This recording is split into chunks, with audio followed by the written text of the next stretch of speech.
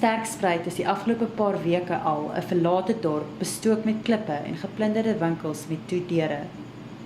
Just to close the shop, this is a strategy that we use, is shut down for 2 weeks. Op die sokkerveld buite die dorp was daar wel gister teken van lewe, waar woedende inwoners gewag het om hul griewe aan minister Richard Baloyi te stel.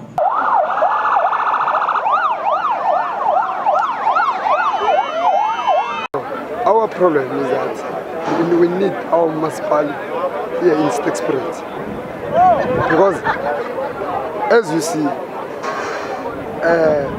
we have a lot of people here around here. So municipal is belonging in farm. Let it graze the farm.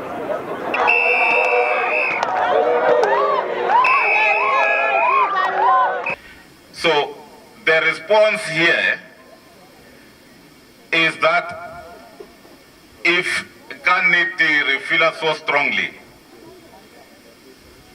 let's do the right thing and then apply with the municipality. Een familie het ook by die minister getreur, omdat hulle die afgelope week 'n gesinslid in die oproere verloor het. What happened to your brother? So far we are not clear. We still want to know. That's why my mother is crying like this. Even the postmortems are done without the permission of a family. Everything is done without the permission of a family. Have you received the results of the postmortem? Yeah, they said it's unnatural death. That's all that they say. Yeah, it's just that. And who shot him? It's the police.